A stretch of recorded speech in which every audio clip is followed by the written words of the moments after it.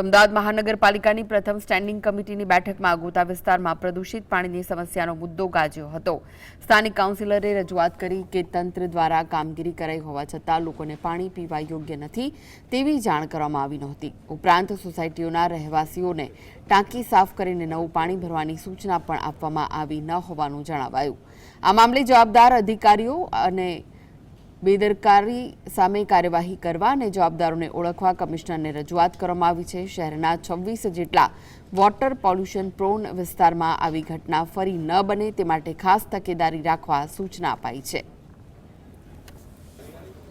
ગોતાની જે ઘટના છે એમાં પાણીની જે લાઈન હતી એમાં બ્રેકડાઉન થયું હતું। એ રિપેર કરવા માટે જ્યારે લાઈન ખોલી ત્યારે ખ્યાલ આવ્યો કે નીચે ડ્રેનેજની લાઈન જે છે એ ઉભરાતી હતી અને લાઈનનું પાણી જે છે એ પાણીના મારફતે ટાંકાઓમાં ગયું અને જેના કારણે રિપેરિંગનું કામ તો થઈ ગયું હતું, પણ ટાંકાઓની અંદર જે પાણી હતા એ પાણી જે લોકોએ પીધું એમના કારણે એમને ક્યાંક તકલીફ ઊભી થઈ હતી।